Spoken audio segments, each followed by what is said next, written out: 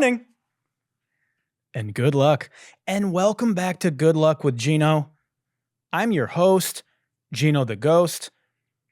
And here you are, episode 47 of the fastest growing podcast in the world, in the history of podcasts, fastest scaling. And those are real stats. And that's a real study that was conducted. I want to welcome you. If you're here on Apple or from Apple Podcasts or Spotify, here's what you're going to do. I'm going to give you these simple instructions. You're going to make sure, A, you're subscribed. B, you've left a glowing 5-star review. C, you've sent it to a family member and or friend. D, you then, after completing the episode, hop on over to YouTube. And if you're watching on YouTube, which you should be. And why is that? Well, today, if you're watching on YouTube, you'd see me rocking this crazy Cade Cunningham t-shirt. I mean, take a look at this, huh? Get a load of this one. To celebrate the Pistons no longer being the worst team in the history of the NBA and Cade Cunningham being a superstar, we're rocking this really sick Cade Cunningham t-shirt. And because the devil's in the details, even though I'm a man of God, we're wearing the Cardis today that have the green tint in them. It's kind of like a tealish green tint, which matches, of course, what I'm wearing because, of course, we did that on purpose. Because we're stylish. Oh, what's this? It's the pinky ring by St. Jules. On the other hand, we've got the Tony Soprano Rolex, and today we went with the Dago Gold rope chain. Now, let's get into the week. First of all, it's March. It's the best month of the year. Why is it the best month of the year? Well, you guessed it. It's my birthday month. Now, I used to love birthdays because, hey, it's my day, right? My birthday is March 19th. It's a big day. It's a really big day, but the problem is now I'm over 30. So now birthdays are they're a little more daunting. They're a little less exciting because now my clock is winding towards 40. And I'm very far away from 40, but every year, every birthday, I'm a year closer. And 30's fire. You know what I'm saying? If you're in your 20s and you're listening right now, your 30s that's it, man. It's the shit, dude. And I'm terrified of turning 40. I don't want to turn 40. I'm going to tap in with Chris Crone and see if I can take a journey into his mind palace and find a way to maintain my youth forever like he wants to. Maybe I can figure something out. We're not going to really stick on this too long because it's not my birthday yet, but on my big birthday episode, you bet we're going to dive into that a little bit. We're drinking non-branded water on the show again because I don't have a beverage sponsor yet, and that's fine. That's okay, right? I had a big meeting this week. You know what? We're not going to talk about it. We're not going to talk about it until it happens. I started watching Shogun. It's a new show on Hulu. And it's S tier. It's incredible. It is. I'm 2 episodes in. There's only 2 episodes out. It is potentially, and I'm not saying this lightly because I'm a big fucking TV film nerd. You know what I mean? I'm like a real snob about it. I'm not saying this lightly. It has the potential to be a top show of the decade. Relax, take it easy. I'm just saying 2 episodes in, it's poised to have that kind. It's like Game of Thrones in 1600 Japan. Okay? It's crazy. It covers the Christian Crusades and the Spanish Armada and the Portuguese Protestant conflict in Japan and the struggle for this essentially the throne. It's just so fucking good, man. You gotta watch it. If you're looking for a show, look no further. Shogun. I haven't seen Dune yet. I'm gonna see it this week. So next episode, I'm gonna talk about Dune too. But I've heard it's the best fucking movie since Dune 1. Very excited for that. Something hilarious that I saw on my way over here. Well, I saw this at the top of the week, but we have an update. So basically, the beginning of this week, Wendy's announced that they were going to start experimenting with surge pricing, like Uber and Lyft has, because they've got this big company initiative to roll out digital menus by 2025. Which, like, don't they already have digital menus? I don't understand. Like, are these motherfuckers still using like paper menus outside? I feel like every fast food chain I've been to in the last 5 years, and I don't ever go to fast food restaurants except for like In-N-Out or Chick-fil-A, but they're all kind of digital, right? Anyway, Wendy's wants to implement digital menus and surge pricing, dynamic pricing. So burgers, Frosties, and other items will now have dynamic prices which cost more during times of increased demand. Okay. You following me? Okay. Which means, like, instead of employees saying the ice cream machine is down when they don't feel like making a Frosty before closing, they're just going to charge you like $30 for one, because they don't want to fucking make one. No. So yeah, basically the idea is it is what it sounds like.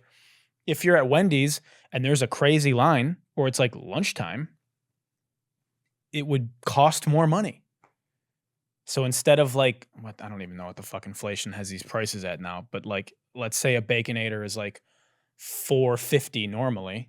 It's probably like $9 by now, but let's say it's like $8. Okay. If it's normally $8 and it's one, well, guess what? Wendy's is popping. Now it's $9.25. It's fucking surge pricing. Dude, nobody wants to pay $11 for a fucking Baconator. Okay? If I want to buy a gourmet burger and spend $15, I'm going to go to a restaurant. I'm not going to buy your pink paste flipped on the fucking grill, okay? For $15. This is peak capitalism. This is peak capitalism. The fact that these motherfuckers at Wendy's sat down in a boardroom and were like, hey, you know what'll be great for business? Let's prey on all the poor people that eat our food all the time by making it more expensive when normal people, you know what I mean? Like normally people eat lunch around noon. Let's make it more expensive. So if you want to eat our shitty food, you got to come in odd hours. Wendy's 4 for $4, now $6.55 because it's lunchtime. Like, what the fuck is this, dude? So they get on an investor call and they tell their investors and they're stoked. They're like, this is going to be great for business. This is going to be great for our PL. We're going to gouge the fuck out of our customers. It's 1 p.m. Get cancer for 1.4x the price. It's dog shit, dude. I'm about to go to Wendy's. Actually, this may be an opportunity here, guys. I'm about to go to Wendy's and start hoarding chicken nuggets and burgers at like weird hours of the night. Like I'm going to go to Wendy's at like 1 a.m, just be in the drive-thru like 55 burgers, 55 french fries, 55 hot dogs, and just order all order all as much shit as I can. And then I'm going to come back in the morning or during like lunchtime and I'm going to resell for profit. I'm going to become a fast food reseller. Dude, think of the arbitrage. I'm going to start arbitraging Wendy's meals or like buying them at like lowly Wendy's that get no business, driving over to poppin' Wendy's and start flipping burgers. Hey, stop flipping burgers and start flipping burgers. You know what I mean? If you can own 10 Baconators before you're 30, there's never a bad time for that joke. You can plug that in anywhere. I created a meme. Hey, I created a meme, didn't I? What a bunch of fucking scumbags, dude. Fast food chains hate this one simple hack. Start flipping burgers. Dude, fuck Wendy's. I mean, who would ever go to Wendy's now? And then, of course, so the reason I brought this up, on the way here, I saw they have rescinded that. They were like, obviously, we never meant that. When we said dynamic pricing and surging, we meant we'd make it cheaper at certain hours when there's less demand. That's what we meant. We wanted to make less money. Yeah, we believe you, giant mega corporation that exploits its workers for minimum wage with no benefit. Yeah, we believe you.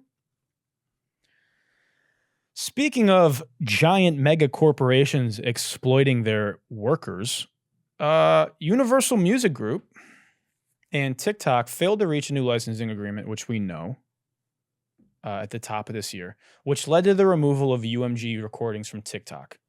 Now, why are we bringing this up today?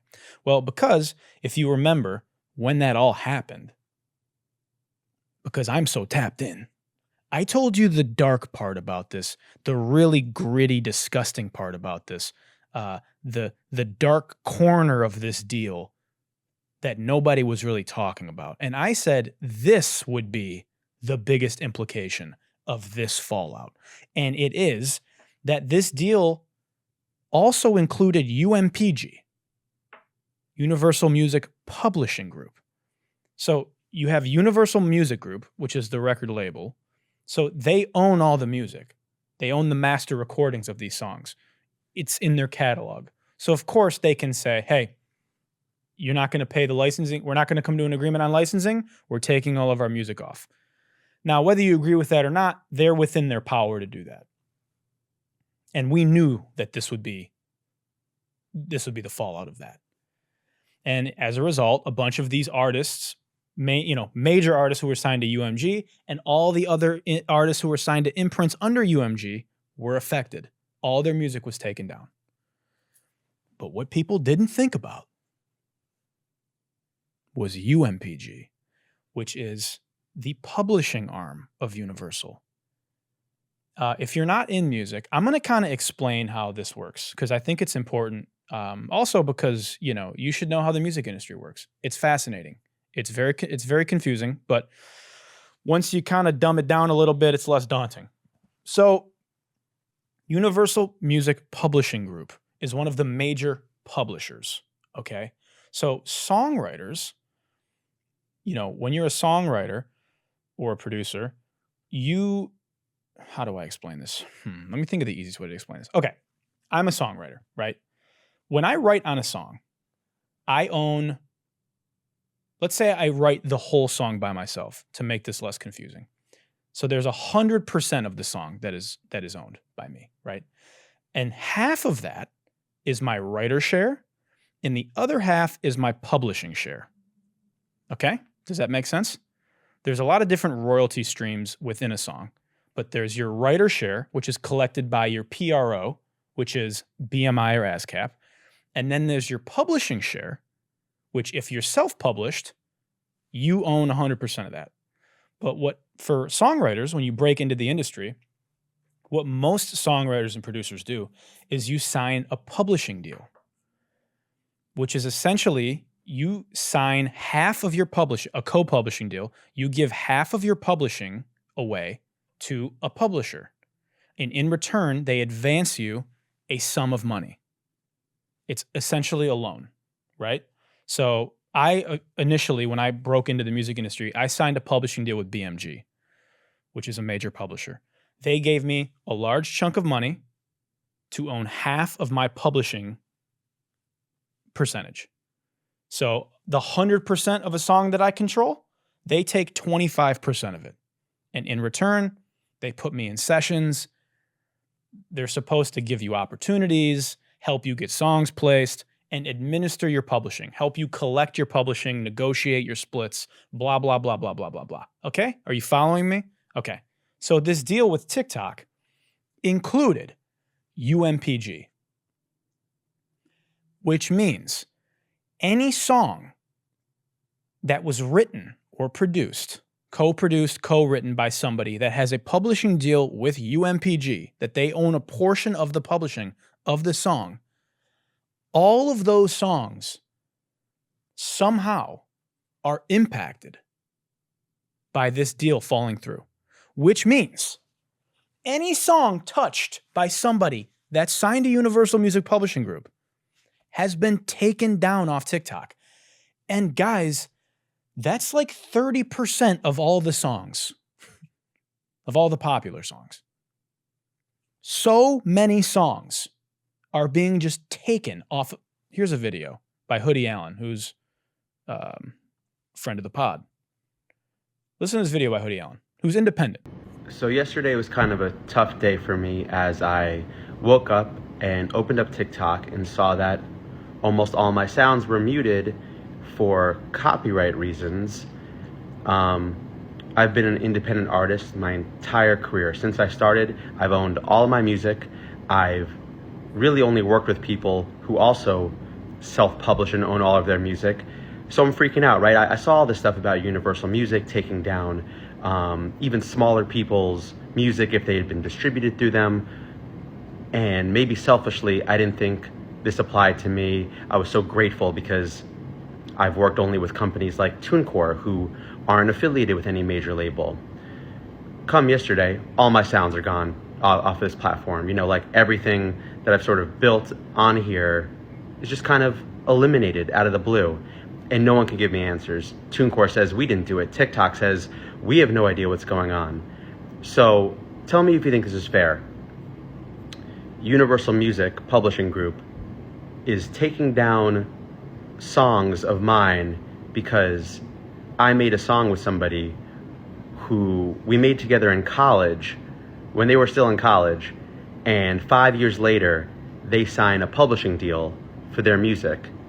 Now this company can come retroactively take all my songs down because they're in a proxy battle with TikTok. So that seems illegal. I'm not a music attorney, and I've been I was meaning to call a couple friends of mine who are music attorneys to get their thoughts on this, but I don't think you can do this. It sounds like Universal is just anything that any of their writers have touched, they're just taking down. But technically, you know, the way most publishing deals work, when you sign a publishing deal, from the moment you sign your publishing deal until the term has concluded, all those songs are included in your catalog with your publisher. They can't retroactively come for past works that you've done. They don't collect on those. They have no ownership over those. So like, huh? And, you know, publishing in general is kind of a tricky thing because, you know, you don't technically own the song as someone who owns a portion of the publishing. Like if I own 10% of a song, or if I wrote on a song and I have 10% of the publishing on that song, you're telling me a publisher can just reach in and snatch the fucking song? Even if that person owns their masters or another label like Sony or Warner owns the song? How can they just reach in and get a song taken down because one of their writers controls it? There have been songs that I've written on, major records that I own a large chunk of the publishing on, 30, 40%. And I'll post the video of the song that I fucking wrote on my Instagram, or I'll post, you know, a clip of the video on my Instagram.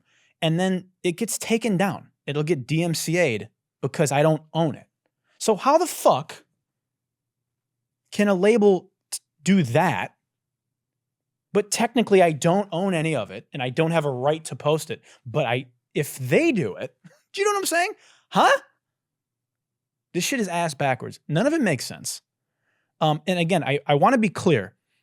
I don't have a dog. I don't want to say I don't have a dog in this fight. I get both sides of this issue. Like, I understand the labels and the publishers being like, TikTok is not valuing your music. And I am obviously an advocate for higher royalties and repricing music. But in the same vein, they don't have any leverage here. TikTok has reported zero fall off in users or engagement since removing UMPG's music. And when UMG and UMPG come back with the financial impact of the TikTok situation and their upcoming earnings report, it's going to be ugly. Do you understand me?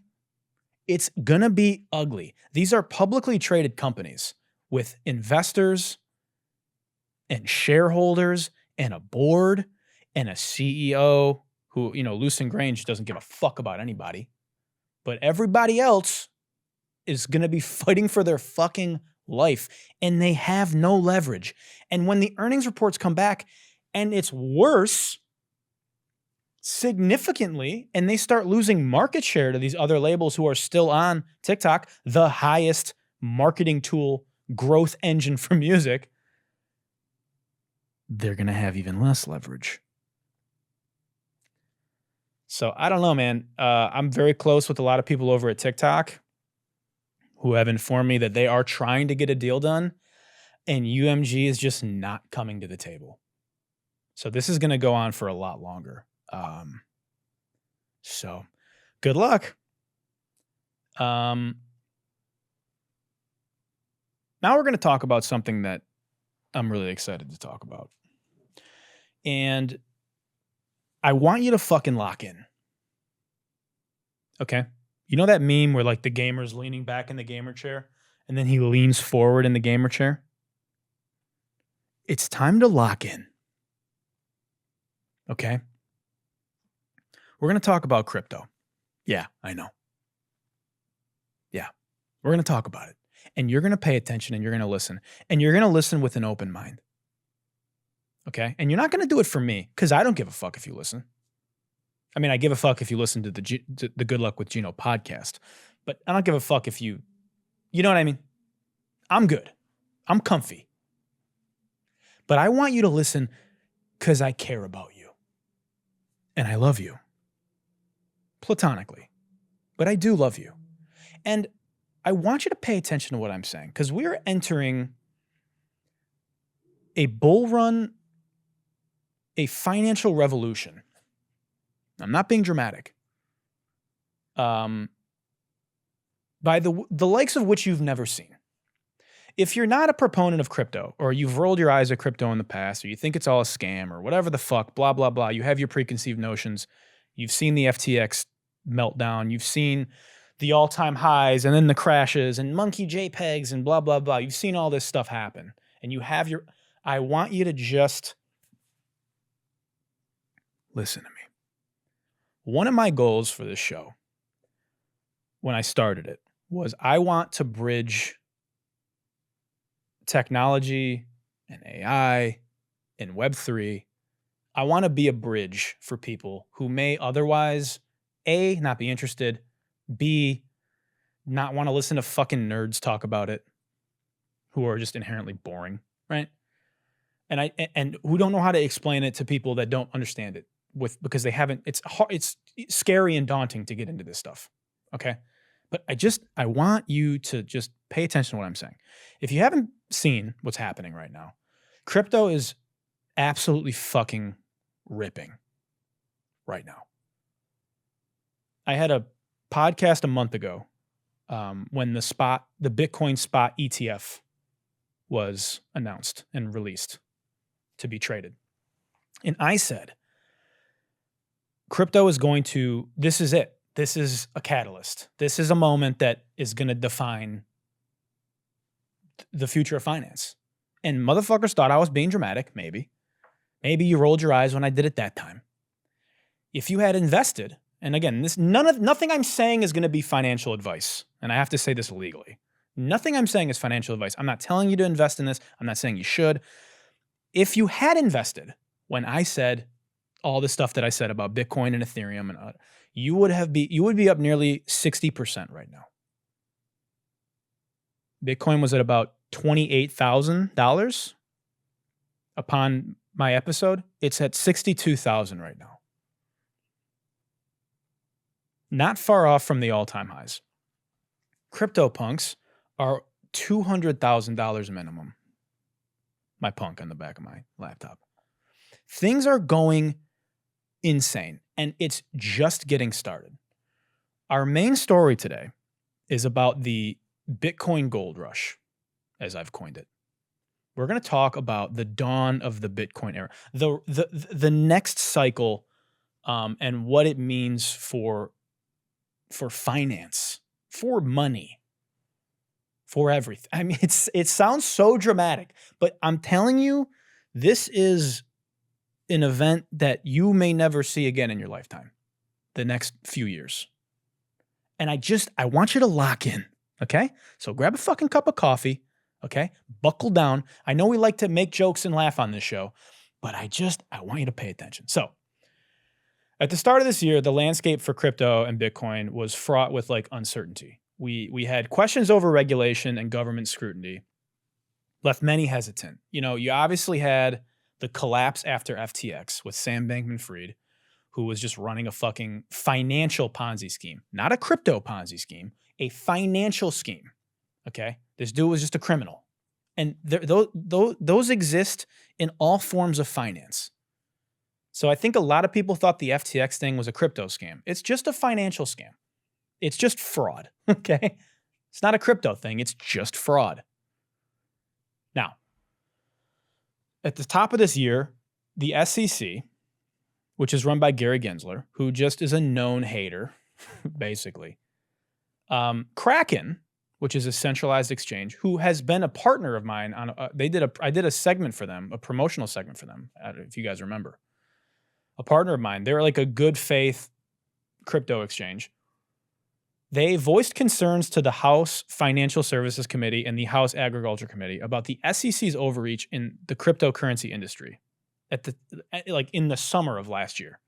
The SEC responded by suing them and threatening to essentially destroy them, saying that the crypto that they were trading was investment contracts and securities. Now, that's just false and an insane, blatant overreach, and also just intimidation. Like, you can't speak out against us. Now we're gonna get you folded. Insane.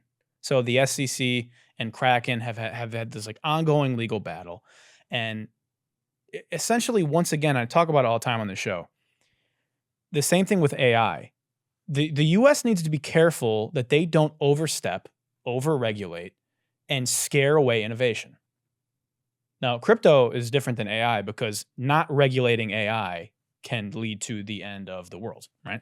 But cryptocurrency, it's just, the U.S. government and the big banks want to have control and surveillance over all your finances. And crypto is the biggest threat to that because it, at its core, is decentralized and cannot be controlled by anybody, especially a government, especially a fucking agency. Okay? So all this is going on, and there's a lot of uncertainty, but all the ETF buzz starts happening, right? And essentially, all the major financial institutions like BlackRock and MicroStrategy and all these companies are pushing for ETF, which essentially is, how do I say this? Them triggering the spot ETF approval, the government approving a Bitcoin ETF, which allows essentially the price of Bitcoin to be traded on the stock market, created a seismic shift because it signified a point of no return where Bitcoin is now solidified. Its growth cannot be halted by any president, by the SEC, by any regulator. This is the moment that Bitcoin became unstoppable because you have to understand, I've been through 3 cycles now of it going up and down and then higher up and then down and then high. The thing that controls everyone's uncertainty and everyone's scared of is just the thought that at any moment, like, it was going to get shut down or the government was going to overstep again. And now it's too late. They can't. It's over. You understand? It's here. This is a turning point. And what it also did is it unlocked the floodgates of capital.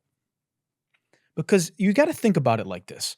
Before this happened, 99% of the world's money had been sidelined.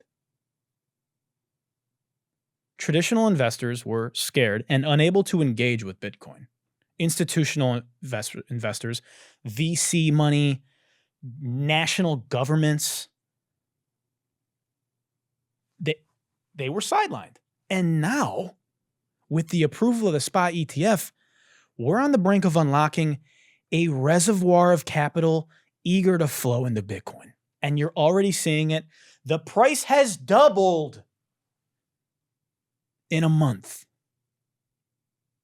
And the scary thing is currently only about 10% of potential institutional investors and firms have the means to buy Bitcoin easily right now. There's only a handful of ETFs. We're on the cusp of another dramatic shift, with banks poised to add support and streamline access for all institutional players. There are people with so much money, more money than God, that now can just go buy it. And, you know, if you look at like here's a great example. Look at Vanguard. So there's two major VC firms that like quote unquote run the world, right? You've got BlackRock and you've got Vanguard. You've heard them in conspiracy theories. These two companies control so much money that they literally control, quite literally, I've said it literally about 4 times just to really hammer it home. They control more money than the GDP of most countries combined. Okay? BlackRock has not only been a proponent of Bitcoin and crypto, but they are actively launching and pursuing more ETFs and accessibility, and they are collecting Bitcoin. They are buying so much goddamn Bitcoin. They're buying like $50 million of Bitcoin a day. Do you understand? Meanwhile, Vanguard, the other major player, took the opposite approach, and shocking many, CEO Tim Buckley did not allow brokerage clients to access them. And what happened? 2 days ago, Vanguard CEO Tim Buckley forced to step down. He's out. And why do you think that is? Because his cajillionaire dollar clients, brokerage clients, were probably like, hey, what the fuck, Tim? I'm sitting in a gold ETF and I'm down on the year, and everybody over at BlackRock is printing. So let this be a lesson. Fade Web3 at your own peril. Not only that, what else is about to be unlocked? Borrowing and derivatives. Traditional finance is powered by speculation. Options, puts, buys, sells, calls, blah, blah, blah, blah, blah. Option contracts. Soon in the derivative market, you'll have the ability to buy sells and puts, or puts and calls. And you can do this on decentralized exchanges already, but like soon you'll be able to do it everywhere. And I cannot tell you what this is going to do for price action. Like this is just going to further integrate Bitcoin into the TradeFi market.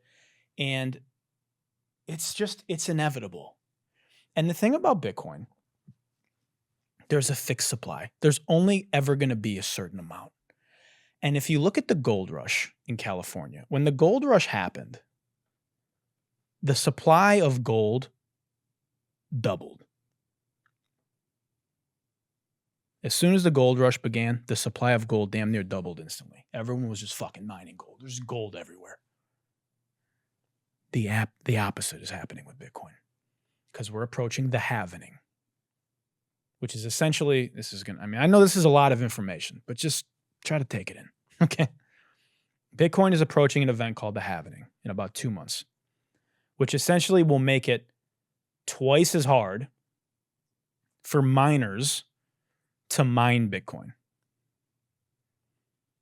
and more expensive to mine Bitcoin, which means the supply of Bitcoin is going to be growing significantly slower. So you've got massive inflows of capital of people buying Bitcoin, all the while it's about to become twice as hard to mine more of it. And by the year, I think it's 2034, 2035, there will only be 1% of the final supply of Bitcoin left to be mined. And that will be mined over the course of fucking the rest of your life, probably. Until eventually all the Bitcoin that ever will be mined. And then that's it. And that's the biggest bull case anybody could ever make for Bitcoin. It's a fixed supply. So while the world, especially the United States, is just printing money and diluting money, and your money that's sitting in your bank is just going down and down and down in value, where do you think people are going to feel cozy with their money?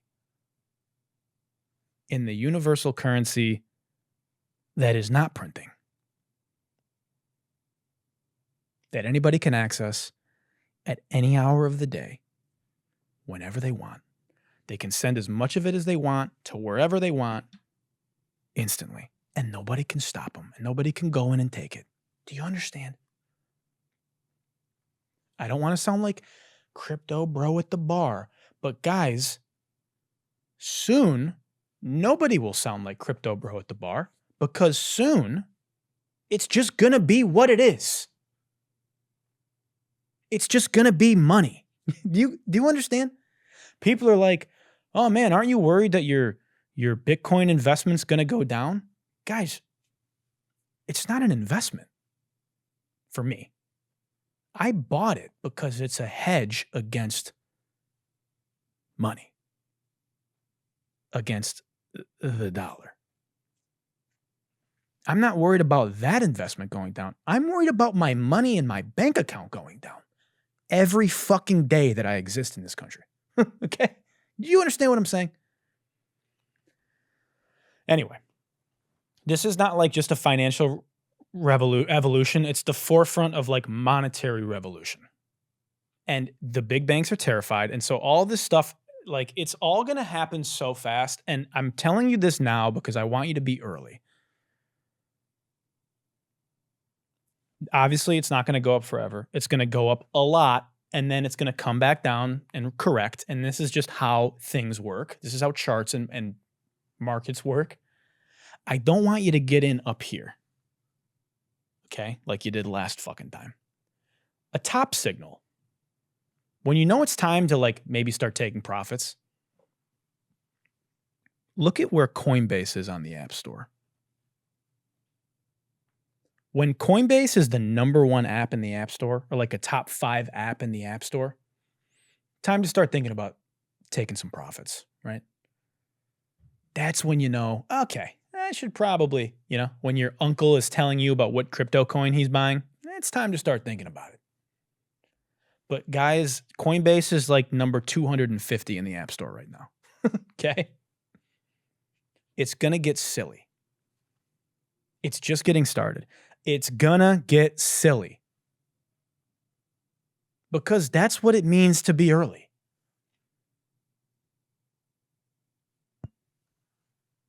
So I just want you to lock in, okay? It's not financial advice. If you have questions, I'm an open book. Feel free to ask me anything. I will never give you financial advice, but if you have questions, I'm here to help you. There's so much goddamn information online, on YouTube. If you want to like really understand, if you don't really fully get crypto or how to buy it or what, there's great info online. We're going to talk about it more on the show as the weeks go on and as things get nuts, and I'm going to help you. I'm going to walk you through the way, okay? And it's okay if you don't want to invest. I'm not telling you again, but like just pay attention. You should not ignore it because you don't fully, you got to lock in. Okay. And follow me on Twitter for like, Twitter's like my crypto me, like Web3 NFTs, like digital assets, Web3 AI, music NFTs. Like that's all my Twitter. It's at Gino the Ghost on Twitter. Oh, I'm sorry, on X. Yeah. So tap into that if you want to like follow that fucking journey or whatever the fuck. Okay. Let's move to everyone's favorite segment, yeah? You've survived the crypto talk. We're going to go to the FOH HOF. Yeah, we are. We're headed to the fuck out of here Hall of Fame. Our first inductee to the FOH HOF does involve crypto. And he's been popping up on my feed a lot. And we're going to go ahead and watch it. Here we go. Would you say that trading stocks is better than trading crypto? Stocks versus crypto, that's a great question. So Crypto is for, I hate to say it, crypto is for idiots who are praying to the market gods that they can miraculously buy a coin and it go up 500x. So they could turn their $10 into, I don't know, 5,000 or 50,000. That's what crypto and these stupid meme coins are for. Stocks, that's for longevity, that's for trust. That's where you see people who really built their wealth. Crypto, that's just for little kids who pray to get lucky. First of all, take the fucking mask off. Take that mask off. You look ridiculous. Bro thinks he's Kanye. And also, we can't hear you. Crypto is for little kids and people who want to fucking like, dude, you sound like dweeby Bane, you know, with the mask. You merely adopted the crypto scam. Take the fucking mask off. Bro is dressed like the zestiest supervillain in the Marvel universe with this crystal-coated fucking mask on. Like, what even is this? Where did you get this? Dude is literally dressed like a zesty supervillain, you know? Oh God, it's Dr. Rhinestone. You know? Oh no, it's the Bedazzler. Don't worry. Super Bully is here. Little Mermaid face ass. Look at this guy's fucking mask. Bro gathered these shells off the beach, you know? Looking like the rainbow fish. You remember that fucking book? That childhood book, The Rainbow Fish? The rainbow fish, iridescent scales, face ass. Out here, people are out here taking investment advice from a disco ball. You know? There's a murder on the dance floor. You better not kill the groove, DJ. Face ass. His face is covered, so when his dog shit advice backfires and crypto continues to just rip, he can just disappear into the ether and pop back up with a new grift. Because guess what? Of course, this guy's selling financial advice. Of course, this guy has a closed trading Discord group in his bio. Why don't you take that mask off and put on a clown mask? You fucking clown, dude. Crypto is for kids. Yeah, dude, BlackRock and MicroStrategy, run by a few toddlers just speculating, trying to turn $10 into 10,000. Dude. Never take investment advice. Also, never take investment advice from someone wearing an Invicta watch. This guy's wearing an Invicta watch, which is just like a cheap, like it's like it's basically a fake Rolex that you get online for like $100 to make it. It's like the Shop GLD of watches. They also have watches, but yeah, dude, fuck out of here. What are you talking about? Just making like. Would you say that trading stocks is better than trading crypto? Stocks versus crypto, that's a great question. So crypto is for, I hate to say it, crypto is for idiots who are praying to the market gods that they can miraculously buy a coin and it go up 500x. Does that exist? Yes, that does exist. But it's no different than penny stocks that are pumped by Telegram chats or that institutional investors discuss amongst each other, or buying low market cap companies or buying into low market cap companies and pumping them. It's no different. Like, what about the shit stocks from the .com bubble that generated enough momentum to become legitimate companies? Do you know what I'm saying? Like, by this same logic, Crystal Mural Face here is saying penny stocks delegitimize any Fortune 500 companies on the S&P 500. The number one way to know somebody doesn't know what the fuck they're talking about when it comes to investing advice, or just any advice, is when you speak in absolutes. Do you remember, like, when you used to take multiple choice questions on a test? Like on a Scantron?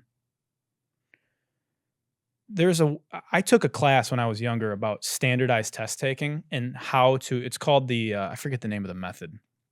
But essentially, you can narrow down your multiple choice options by eliminating answers that have certain buzzwords that are always the wrong answer. And this is the case for like 98% of standardized test questions. If an answer says never or always, you know it's not the answer. Yeah, and that's a fucking gem right there that I just dropped for you. And this podcast is free, by the way. So whenever motherfuckers are like, never, always, blah, blah, you know it's bullshit. How about both? How about you can have stocks and crypto? How about there are legitimate cryptocurrencies and tokens with real utility that companies also, like, it's embedded in a lot of S&P 500 companies, Fortune 500 companies, like Microsoft and Amazon and Disney and Nike and all these companies that are getting into Web3. How about those exist? And there's also shitcoins that exist. When the market crashed during the pandemic, I bought Apple, Tesla, Nvidia, all the airlines, cruise stocks, pharmaceutical company stocks, and I also bought Bitcoin and Ethereum. Guess which gave me better returns? The reality is, majority of young people are sick of listening to like investment experts like Dave Ramsey and these motherfuckers telling them like, yeah, you need to just safely put your money in a fucking fund and you just let it grow at 2% returns. And if you put in $10,000 over the course of the next 5 years, by the time you're 86, you'll be able to retire. Guys, people my age don't want to do that. And they don't have enough money to do that. And they don't, like, most of the upper class that wasn't born with a silver spoon got their money by taking calculated risks. Okay? And the best calculated risk that can be found right now is in probably the largest emerging market, right? The largest emerging speculative asset class, crypto. Be careful. Do your own research. But to just be like, yeah, just a bunch of little fucking kids in there. Yeah? Yeah? Because I know guys who left TradeFi because a smart investor follows liquidity. They left TradeFi in day trading and all this stuff on the traditional market, and they're going to fucking town right now. So never take advice. Like, you would be such a fucking moron to listen to this guy. Okay? And I could sit here and just cook how corny he is or the fact that he's wearing this glitter mask.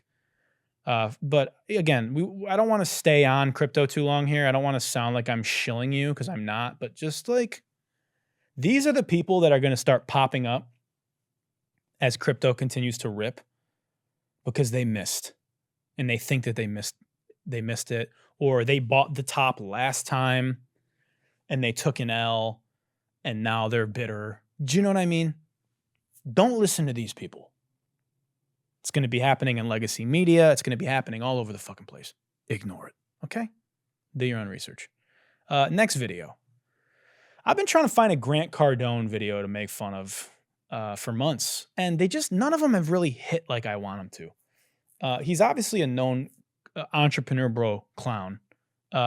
This video was sent to me by a couple people, and I couldn't resist. It's an absolute gem. And let's get into it. We're going to have a gay pride month. Why don't we have a straight month? Oh, yeah, because the straight people have always been straight and it's all right. Dude, how about straight month? How about family month? Why don't we bring back families are cool and celebrate families for a month? And I don't mind the gay month or the transgender month. You want to do a transgender month, you could do that. You could do a cat month if you want to. But I want my family month. I want straight month. I want success month. Let's celebrate all the successful people in the country, you know? And then give the deadbeats a month too. Deadbeats and losers, quitters, haters, the lazies, y'all get a month too. But we're also going to honor the most successful people in the country. The hustlers, the people that paid their college debt, you know? Yeah. This might be the dumbest conversation to ever exist. That might have been it. What day is today? March 2nd, 2024. Yeah, I think that's it, guys. I think that sequence of words strung together Maybe the dumbest sequence of words ever strung together. How about straight month? Yeah, all right. I don't have a problem with the gay month, but how about straight month? Yeah, so like the other 11 months? Oh, you mean like every other month in the year? It's like a why don't we have White History Month type beat.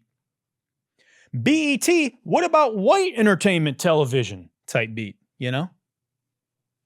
It's like big all lives matter energy here. I thought we left that shit in. No? We're going to.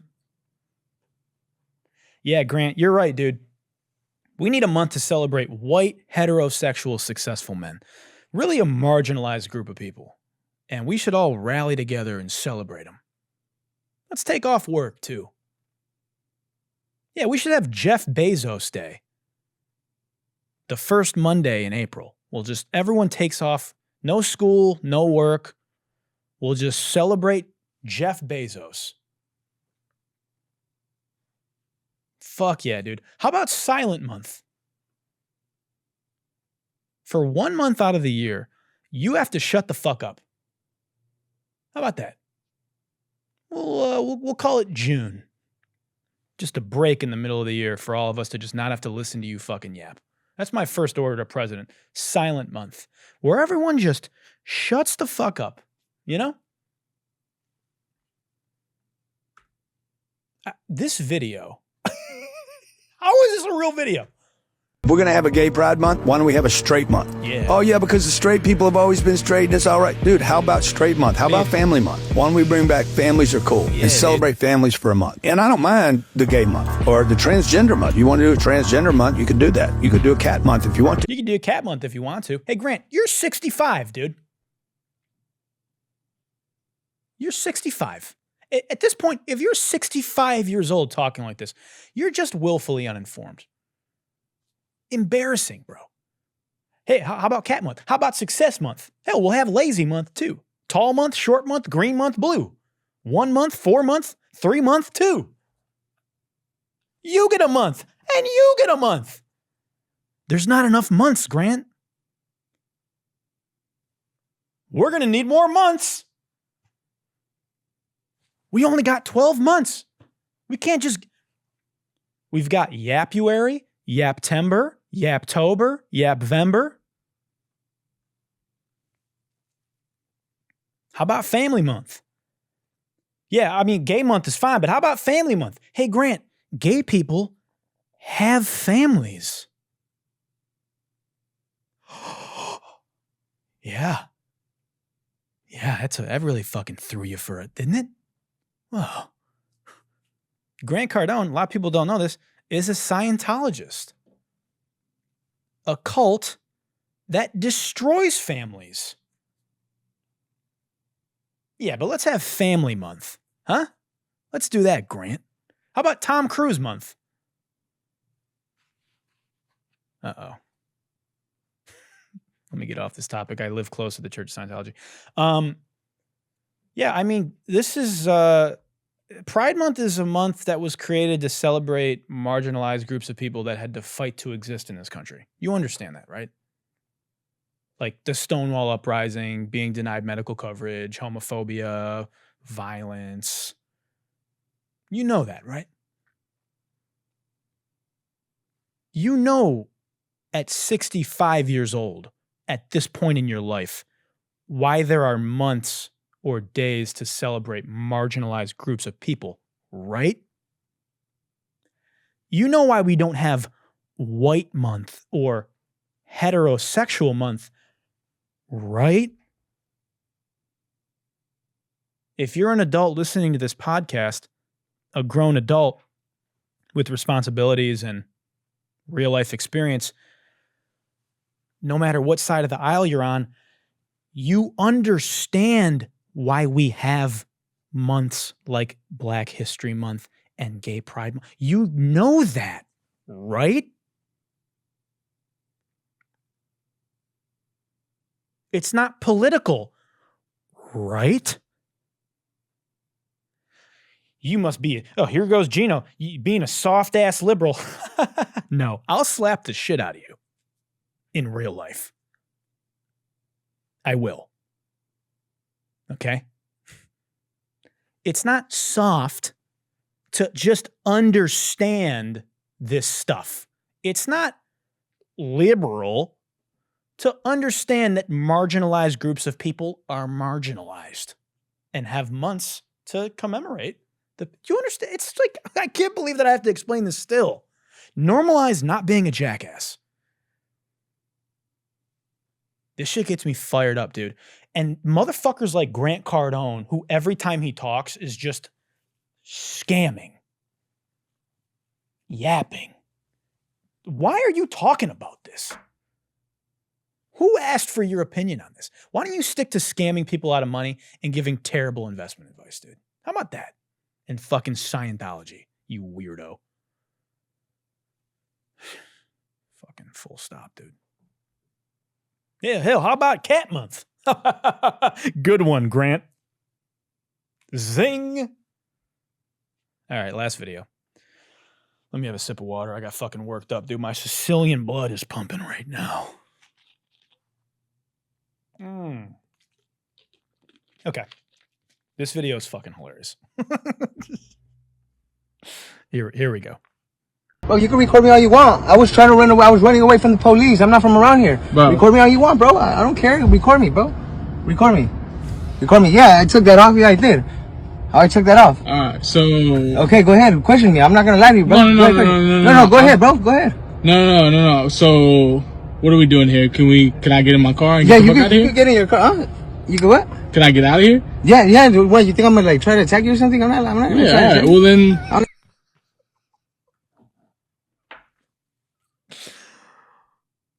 Dude, imagine you catch someone stealing your car and he just starts gaslighting you. Go ahead, bro. Record me, bro. Yeah, so what, bro? What do you think I'm going to kill? What do you think I'm going to kill you? I'm not a criminal, but I'm not crazy, bro. I'm running from the police, bro. I'm not from around here. Why is he talking to him like his girlfriend just caught him cheating on her? This is like this. It's like the sassiest criminal ever. Relax, bro. I'm just running from the police, bro. Yeah, okay, so I took that shit off. I was going to hotwire your car. So what, bro? Ask me anything, bro. Go ahead. Ask me. Ask me. He pulled the fucking Uno reverse card on the guy whose car he was stealing. The carjacker's like, hey, bro, your vibe is off, dude. To be honest. Yo, you're kind of killing my vibe right now, dude. Like, he was disappointed in him. You know? And to be honest, like, I'm kind of siding with him, man. He's like the victim here. This guy's clearly the victim here. The carjacker, he was just minding his business, and here you come to get back in your car and drive away? He inconvenienced him.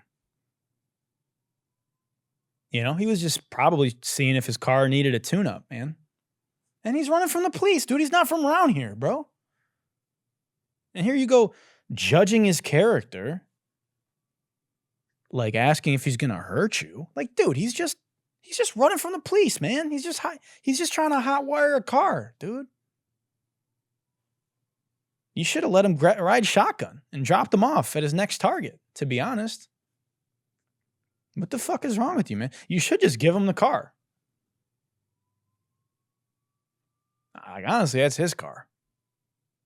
Now, you know. What you think, I'm gonna attack you or something? I mean, I'm a carjacker, not a monster. I'm not a murderer.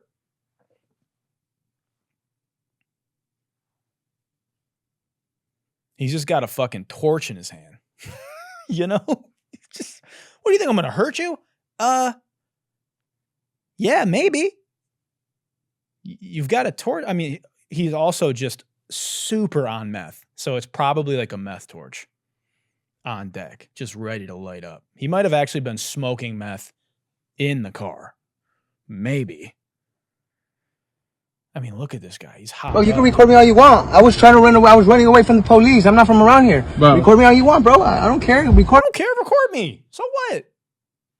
You think I give a fuck, bro? Bro, record me. Record me. Yeah, I took that off. Yeah, I did. Yeah, so what? I took that off. Alright, so. Okay, go ahead. Question me. I'm not gonna lie to you, bro. No, Go ahead, bro. Go ahead. No. He just wants a friend, dude. Go ahead, bro. Ask me about my day, bro. Go ahead, ask me. Ask me about my day, man. Ask me how work was. Record me. So, what are we doing here? So, what are we doing here? Hey, dumb fuck. Hey, guy recording the video. Like, just no street sense. Just like, hey, so what are we doing here? I don't know. Your car's getting stolen, bro. So make up your mind. Either rock this guy in the fucking face and grab him and throw him out of your car, or just get out of there and call the police. Pick one. Don't man on the street interview the guy. Gay son or slut daughter? Would you rather have dinner with Jay-Z or $100 million?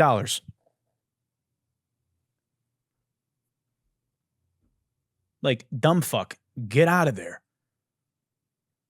He's got like biker gloves on, a blowtorch, a baklava, and he is tweaking on like crystal. Okay? Gay son or slut daughter? Would you rather buy crypto or stocks? Just like, oh man. All right. That's going to do it for this week, guys. I want to thank you for joining me on the Good Luck with Gino podcast.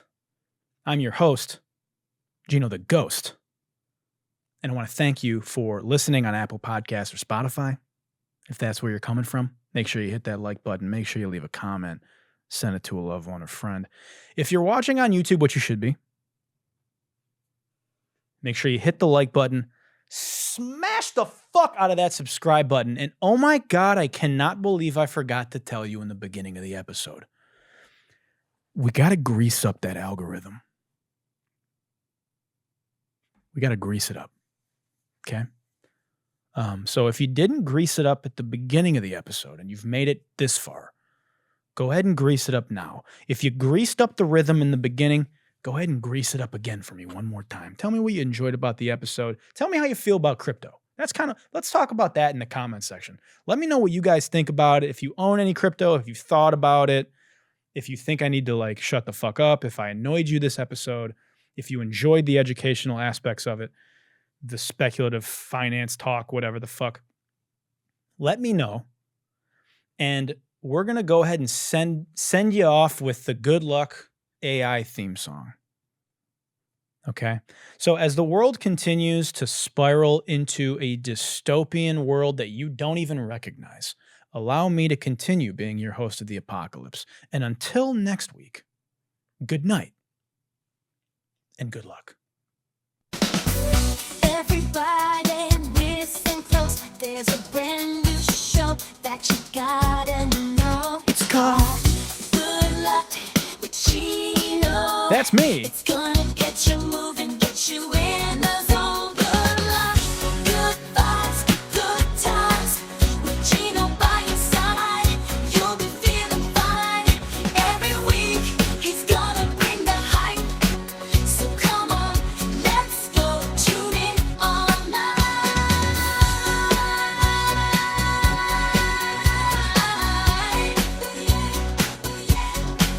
Good luck, good vibes, good times. With Gino, it's gonna be a real delight. So get ready to laugh, learn and grow. Good luck, let's go. Bitch.